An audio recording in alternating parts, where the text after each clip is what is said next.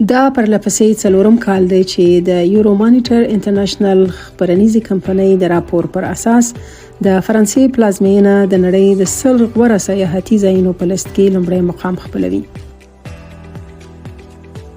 په دې څېړنه کې د نړۍ د مشهورو ښارونو د درجې د ټاکلو لپاره د سیاحتي پالیسیو، روغتیا او امنیت په شان شاخصونو ته پام شوی دی. په دې راپور کې ویل شوی دی چې سږ کال تر 80 میلیونه زیات سیلانیان پاریس ته تللي دي او د دې ښار چارواکو د ګرځندویانو لپاره د اسانتیاوو د برابرولو لارې د هغوی هرکلي ته پوره چمتووالی نیولی و.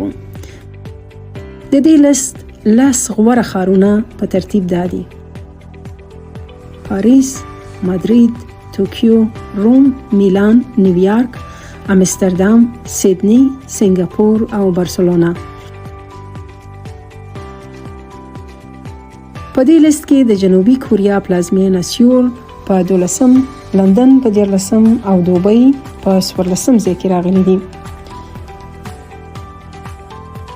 په 2024 میلادي کال کې د جاپاني ین ارزښت د ډالر په شان د نورو اصلي اسعارو په وړاندې تر بل هر وخت ټیټ حد ته ولوېده، چې دې چارې د سوداګریزو او تفریحي سفرونو مینوالو ته یو ښه فرصت برابر کړ. له همدې امله نږدې 14 میلیونه نړیوال سفرونه توکیو ته وشول، چې دا شمیر د کرونا ویروس له خپرېدو مخکې وخت په نسبت دې ښار ته د نړیوالو سفرونو تر شمیر ډیر لوړ دی. د دې لیست په 10 غوره ښارونو کې د 6 اروپایي ښارونو نومونه او د امریکا د متحد ایالاتو یوازې د یو ښار نوم لیدل کیږي چې نیویارک دی. دا ښار د سیلانیانو د شمیر له پلوه په 8م او د امریکا بل ښار لاس انجلس په 18م ځای کې دي. په امریکا کې تر نیویارک وروسته ډیر نړیوال یا بهرني سیلانیان لاس انجلس ته تللي دي. په آسیا کې تر ټولو ډیرو بهرنیو سیلانیانو د تایلند پلازمېنې بنکاک ته سفر کړی دی.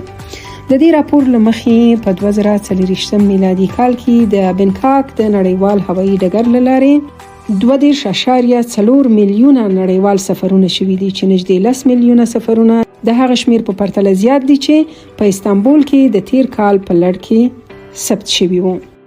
د استانبول نړیوال هوایي ډګر ته چې په 2023 کال کې د دې جدول په لومړي ځای کې وو، په 2024 کال کې 23 میلیونه کسان له نورو هیوادونو ورغلي دي.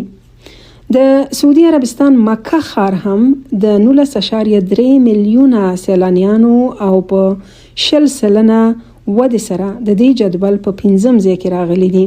په دې راپور کې ویل شوی دی چې د نړیوالو سفرونو او سیاحتي ځایونو د لیدنو د زیاتېدو یو لامل د ویزو د صدور اسانتیاوو وي. د سفر آنلاین ویزې او د لنډمهاله سفرونو لپاره د ویزې معافیت هم هغه سیاستونه دي چې له کبله سیلانیان ډیر شوي او هغو هیوادونو ته چې په اسانه آنلاین ویزې ورکړي ډیر عاید ترلاسه کړی دی.